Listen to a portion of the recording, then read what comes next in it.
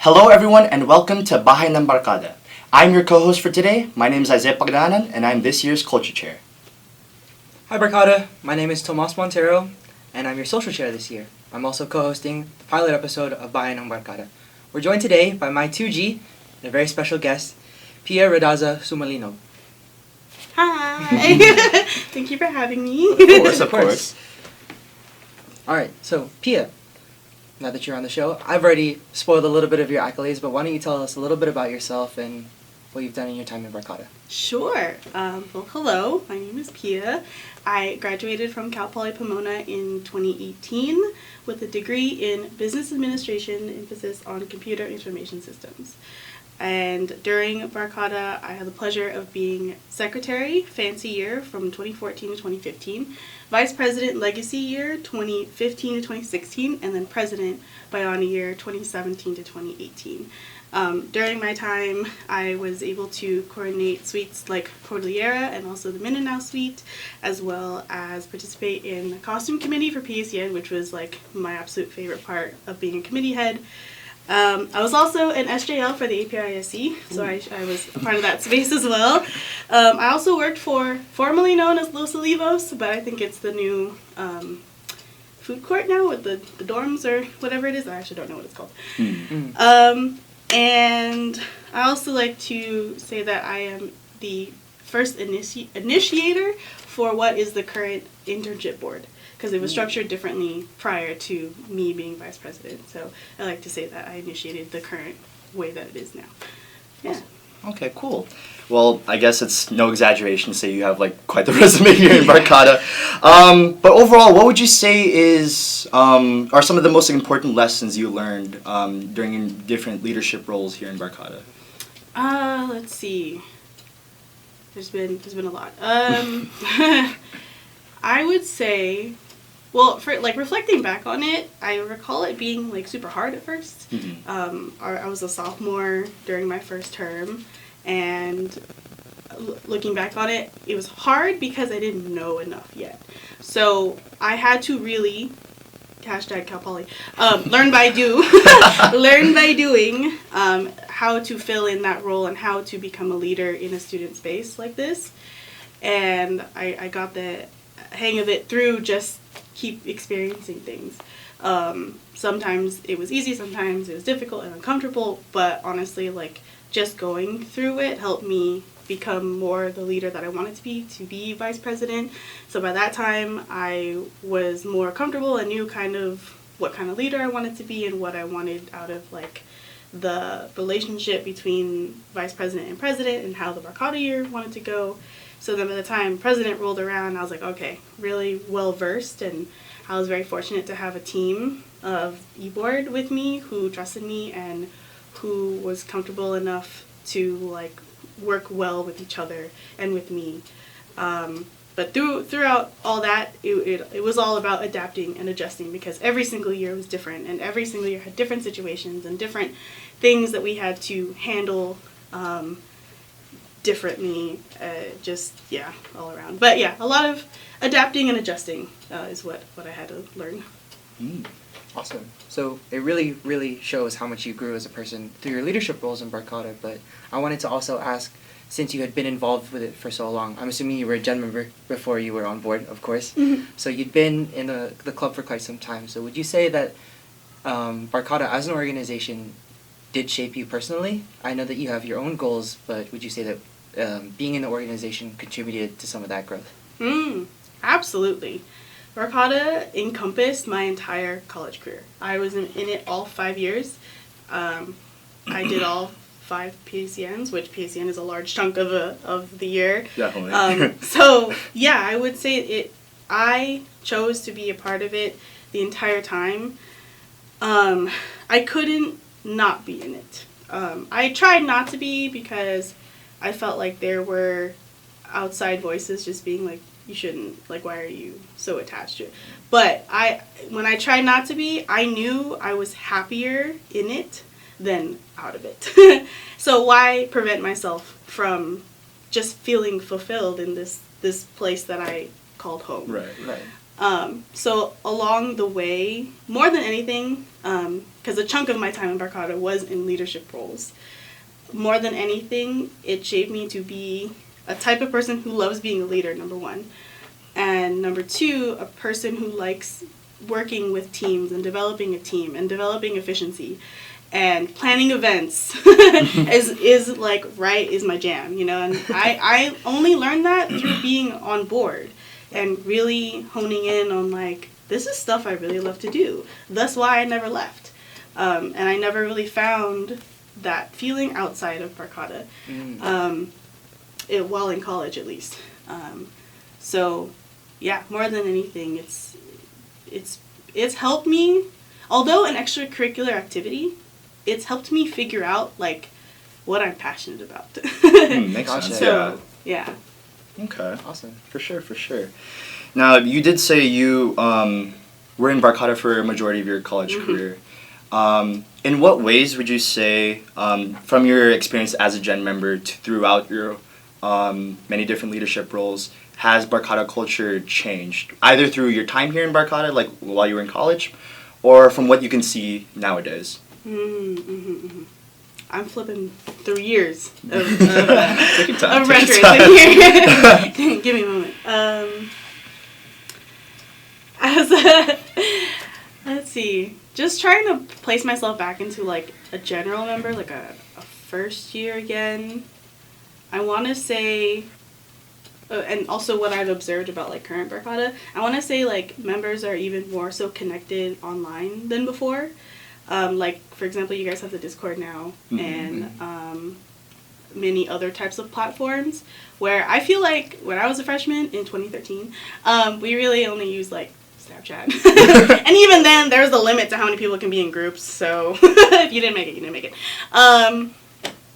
But, yeah, like, the online portion of Barkada, which I recall coming about in 2020, obviously, because of the pandemic, and I give mad props to anybody who's a student during that time, because What was that? Finity babies. Yeah, online. Infinity babies. That was something that must have been super, super hard to navigate, just going completely online. And I was advising Infinity Board during that summer, and I was around during like the creation and like what's it called, like when they started adding people in, and it was built up from there, like the Discord community. And I found that to be incredible, because you took what's usually an in-person thing and made it an online thing, and now Barkada is accessible on the campus as well as off campus, and I find that it's a safe space. There's multiple safe spaces that people can be in Barkada. Other little details that I've observed throughout the years is the change of amount of e-board members from 13 to 15, which interests me a lot, because I'm like, I wonder what that dynamic is like, you know, and having more people to delegate tasks to. And I can only imagine that, like, when it comes to PACN logistics with this full-on production that we're putting on, that could only be beneficial. Oh, and definitely. So far. Which I'm super glad. Yeah. And, sorry, go ahead. Oh, wait, no, I was going to say, with the addition of, like, CLC, being able to work alongside them with this year's PACN production, having someone who's, like, primarily dedicated to the logistics of the show definitely, like, helps a lot with, like, making sure everything, like, runs smoothly. Yeah, I would say. and your culture chair. Yes. Yeah, so the culture chairs I worked with had to primarily do it by themselves. So like I said, I can only imagine, like, it's just only helpful to have them there. Another aspect that I love seeing is themed. First of all, general meetings in the evenings. Our general meetings when I was a freshman, during my time in Barkada, were only during U hour on Thursdays. Oh, really? Every Thursday during U hour. Wow. And it wasn't until it's a lot, right? We joke about that, saying, "Oh, like what if we did it during U hour?" But that's so far fetched now. It's such a busy time in the week. Yeah, yes, definitely. Absolutely. And one of the things that we had come across, like feedback from people who weren't making it to meetings, is because they had other commitments during U hour, because everything happens during U hour. Right. So we either had a large turnout or like a very sparse turnout, because everybody had other things to do during U hour that they would prefer to do. So yeah, when I think it was after I graduated the board after me. I forgot the name. Oh no! Don't put that in there. Lucky. Who? Yes. after I left, so Lucky Board, they started having evening general meetings, and it was like every other week. And in my head, I was like, that kind of makes sense, because like when we kept having it week by week, some of them were repetitive, and we didn't have enough content to like fill the meeting, or it was just the same information. And so I really like evening every other week, and then they are themed, which I love seeing because it gives members something to be excited about to go. They could dress up. There's something to be expected and some fun things to come out of that theme. So I love seeing your guys' posts and being like, ooh, this meeting would like look really fun. And we didn't quite have that, which wasn't a bad thing, but also I think it's just beneficial to have that. What else? I want to say, too, there was an evolution of care and consideration into like what PACN suites are done. So when I did PACN, we had like 6 suites, which included Cordillera and Mindanao traditionalist as well. And I think you guys still do the other 3 today. Rural, Maria Clara. Eskrima, yes. And then Manila Swing. I was one of the first coordinators for Manila Swing when it was brought on as well, with Adrian. Shout out to Adrian.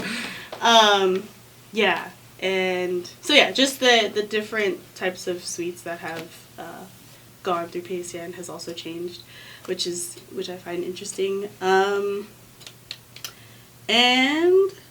the detail that I especially appreciate, because I've spoken to many Barkada leaders about this throughout the years, is how considerate the leaders are about like the safety aspect of Barkada and creating a very safe and comfortable environment. Not to say that we didn't care about it before, but I feel like the leaders now are more proactive in creating the space to be comfortable. They make it a bigger priority. Yes, a bigger priority, and be preventative about it versus like reactive. Yes, okay. Exactly. Which is not a easy thing to do, I feel like, because some issues, the majority of issues, like they are adultier things to handle, and sometimes as young adults, like we're not 100% fully there, or like fully emotionally ready to handle that kind of stuff. But I can appreciate when leaders are taking like the first steps to at least try and push it towards that direction. Awesome, for sure. Thank you so much. Nice. Pia, so I'm sure I'm not the first one to say this, but clearly you've shown, and we've heard, you are an innovator in not just your time as board, but now going further, and in your time as a postgrad, you are actually the founder of PAC, Filipino-American, Filipino Alumni Chapter, sorry. Yes, that's okay.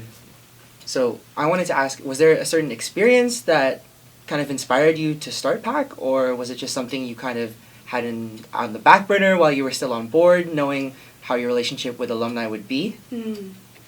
I want to say it's the second part. I am one of 2 co-founders and current co-presidents of the Filipino Alumni Chapter. Shout out to Maria Gutierrez, because she was also on board with me for fanc-e Year, so our first year on board in 2014.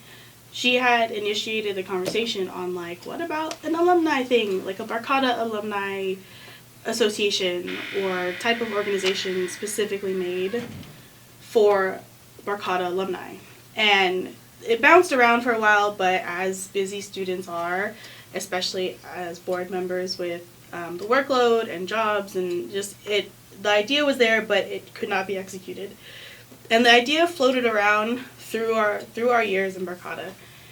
And as we got older, we were able to observe kind of like how students go through like the college experience, and as well as go through Barkada. So then by the time we graduated, we're like, okay, we're becoming alumni now. Maybe we'll have like some type of advantage to starting this thing. And a couple years after graduating, we were asked to be on the advisory board for Infinity Board. So shout out Kyle Go, because he had asked both me and Miria to be on it, one of many. And he gave us free reign to kind of like, do what kind of projects do you want to do? And as people, as Miria and I were students, wondering where the bridge was between students and alumni while we were students, now we are alumni, we're like, okay, how can we build it from here? Because we know the inner workings, and now we're beginning to know more and more alumni. And Miria, her parents and family friends were also in Barkada, so there's also like a reach there. So how do we bridge this connection? And so thankfully to Kyle Go, we were like, okay, let's get together a council of elders, we called them, and they are representatives that span each generation spanning like back to 1980. So there's like I think like 8 or 9 people from that time. We wanted to survey them and talk to them and just be like, would you be interested in something like this? What would you want to do? What do you want to see? And how would this benefit you? Type of stuff. And a lot of the information that we got back from them was like, we miss being a part of something. We want to reconnect with other alumni and other people that we used to see in college. So that was a good sign for us. And our plan was going towards creating a nonprofit organization. Had no idea how to do it. We'd be starting from scratch. So in our research, we were talking to people who handled the UCI Alumni Association and the UCLA Association, and then eventually I wound up talking to a contact I had as an SJL at the APISE, who directed me to the Associate Director of Alumni Relations here on campus. Gotcha. And her name is Andrea. She's been super helpful. And this was summer 2022. I hope I got that right. I think it was just Last summer. 2021. Ooh. There you go. This was summer 2021, where Andrea asked us, hey, do you want to become a chapter? And we're like, yeah, sure, why not? And it took our like, 12-step plan to becoming a standalone nonprofit organization, which turns out is a lot more complex than I thought. So it turned that 12-step into 2 steps, because just by charting with them, we had to create a constitution and like bylaws and all that. And we are very fortunate that we reached out to them and they asked us to charter, because now we get some funding by them and we're completely supported by them in terms of like marketing and stuff like that.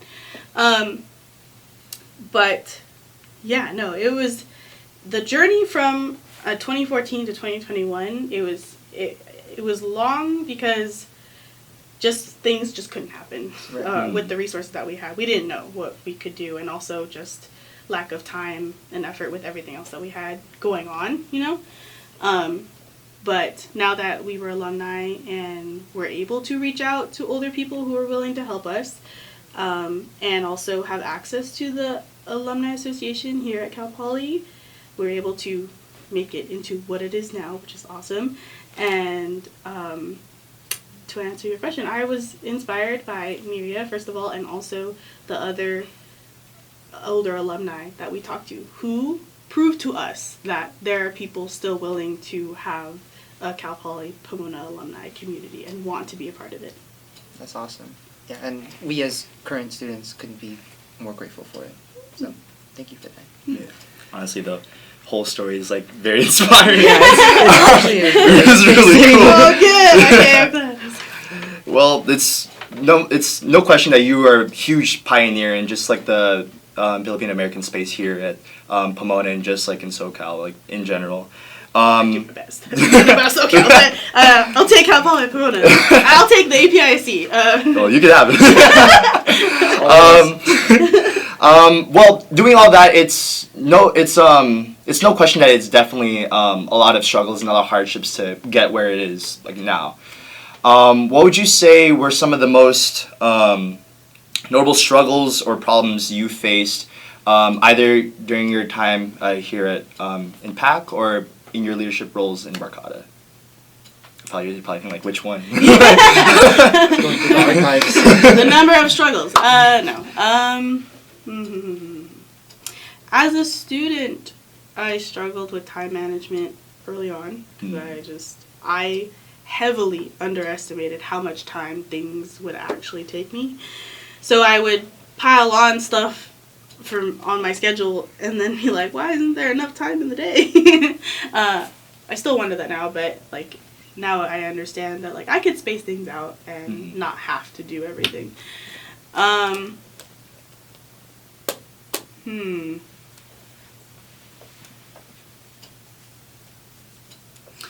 also want to say I struggled with feeling like I was doing enough.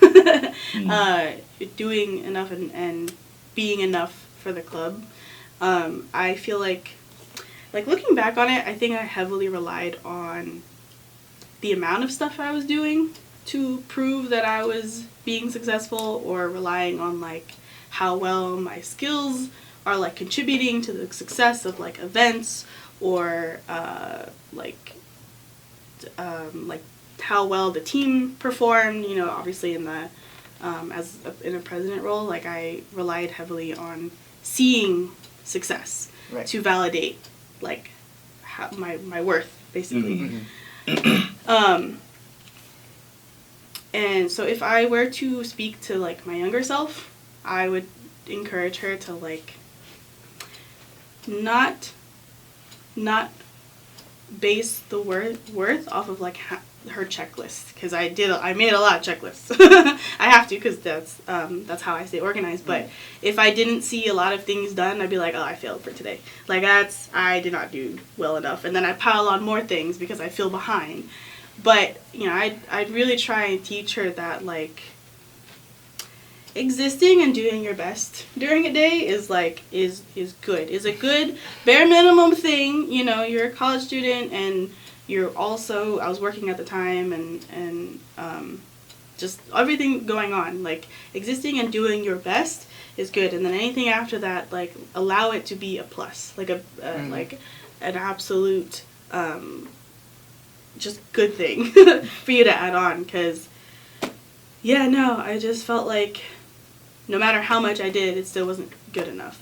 So like I said, I based it on the quantity of things, and if I didn't feel successful, meaning I didn't do enough, then I made it who I was. But in reality, that's not who I am. I'm much more than all the things that I had to do, all the little things that it took to like get my assignments done and you know, get information out to the e-board or whatever have you. I would forget that I'm also somebody's like ate, for example. I'm somebody's friend. I was somebody's like person that they hang out with during like downtime. I allowed my, what is it called when you're self-critical? Like my self-criticism to overshadow like all the other great things that I was doing. So I really struggled with like being impressed with myself, because I never felt like I was doing enough. Well, I'm glad that you're able to give yourself that credit now. That's definitely something everybody that I talk to, especially growing up in this time, faces. Like not just the imposter syndrome, but like chasing the accolades, going after, you know, the goals, and making it like, oh, that's what makes me who I am. Yeah. But it's hard. It's hard. Exactly. And it wasn't until only after, like, I'm 5 years out from graduating now, and I'm still only realizing that. And it took me like to really listen to other people's like feedback to see it. And I think one of the earliest moments that I had, and this is while I was on board, and we did an exercise where we like wrote a note to each other for e-board bonding. And one of my e-board members, he was external, shout out to Calvin Joe, on his card he wrote, I hope you see, I hope you begin to see you the way we see you.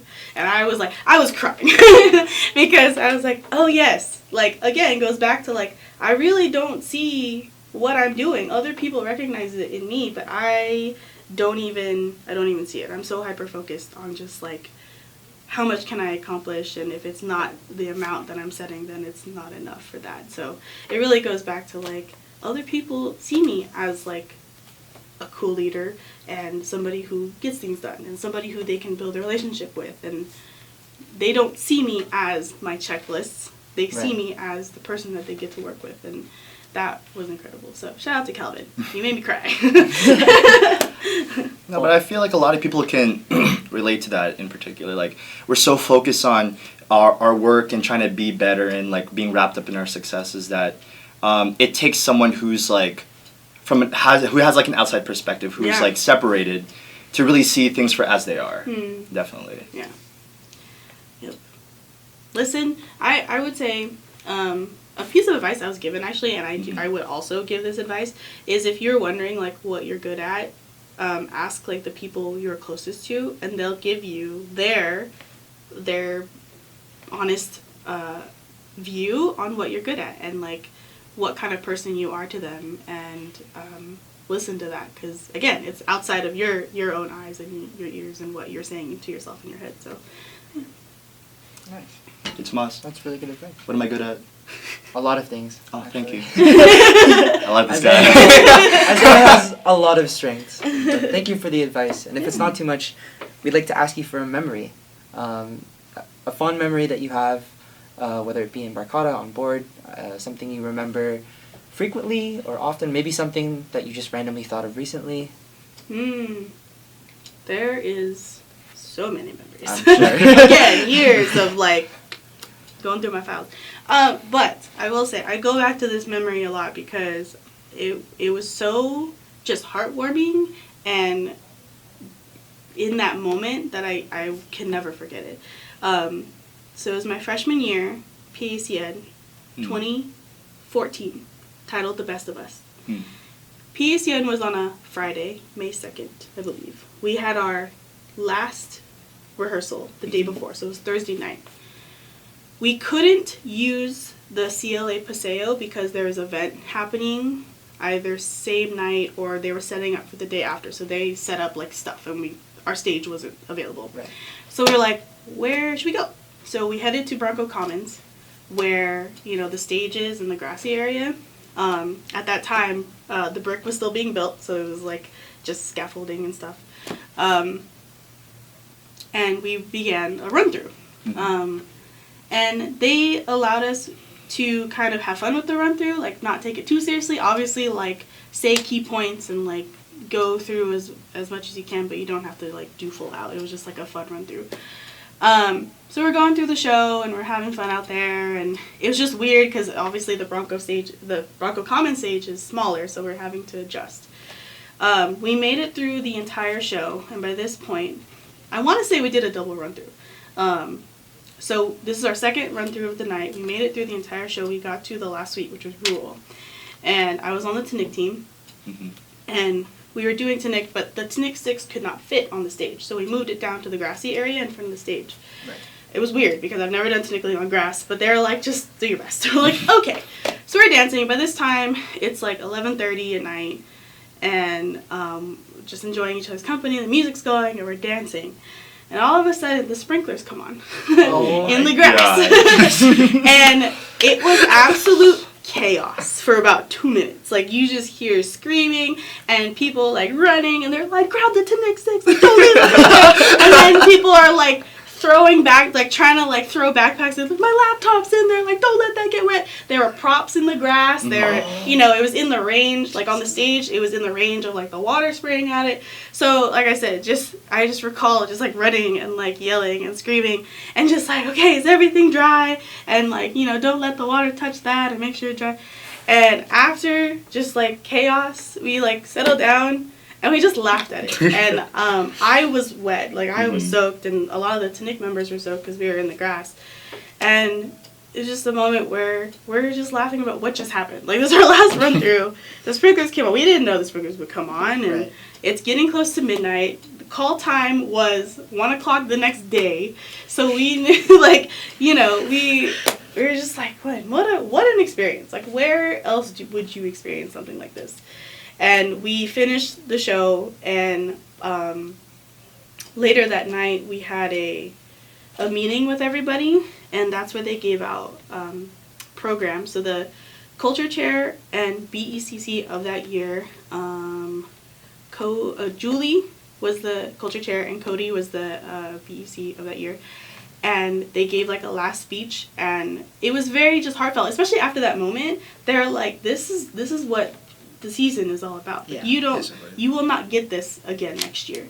And like, in a way, I was happy, but then my heart sank, because I knew that moment had just become a memory now, that I can hold on to that, you know. And they were saying how grateful they are for us, like, being there and going through the season, and the tomorrow, it, like, in less than 12 hours, it's showtime. Like, you're gonna see the stage for the first time, and at this time it was at Citrus College. You're gonna walk. We do like a stage reveal. You're gonna go there. You're gonna do your makeup, and that's all gonna be over. But for the last, how many weeks it was, you were all here, like, experiencing Filipino-American culture nights, plural, you know. And then they handed out programs, and the programs of that year just had very, like, unique cast photos of us, and it felt very us. Like, it completely captured what that season was, and like the moment that just happened, because we were all kind of goofy, like, you know. And I love flipping through it, because like I said, it encapsulated like that whole experience. So I will never forget that night of like 2 minutes of chaos, and then just like cherishing that last PACN night that happened right before showtime. And yeah, it's one of my favorite memories to talk about. That's awesome. Straight out of a movie. I know. I was thinking, like, wow. When you were talking about it, I was like, I'm there with you. I was, you know, not You're even close to seeing it even on being in Pomona, but wow. Yeah. Sure. It was really awesome. Just hearing your memories is just like, dang, that's about to happen in like a few months, like as soon as PACN season comes out. I'm really excited to be able to experience that with everyone. It's where a lot of memories happen, because, you know, late nights and bonding and all that. But what advice would you give to college students out there who are struggling to make friends in college and find a community that they can call their own? Yes. Number one, try new things. Don't be afraid to experience things. At least once or twice to give that new thing a second chance. Don't be afraid to do that either. Also, pursue your passions, and the idea is you find your passions through trying new things, and continue to follow those. So it doesn't have to be in Barkada. It could be in another club here on campus. It could be in something academically related. It can also be in extracurriculars outside of school as well, like dancing. So I knew a couple students that did hula as well. So they were part of hula dance studios. So any type of passion that you have, continue to do that. And you will find your people through those, because the people that also do those things are going to share similar interests and the same passion as you. If something starts to not feel right to you, don't be afraid to pivot either, because you can always change directions. In college, you can always change directions. Even after you graduate, you can always change directions, and it's completely okay. But the number one thing I would want you to take from it is to just not be open to new experiences and try them, and keep doing that, and that's where you're gonna find like your life path. Awesome. Thank you so much. Alright, for sure. And I guess that concludes it. Wraps up episode 1. Yeah. You were great. You did so good. Amazing. Thank you. So, thank you for tuning in for today's episode of Bahay ng Barkada. We appreciate you watching, and we'll see you next time.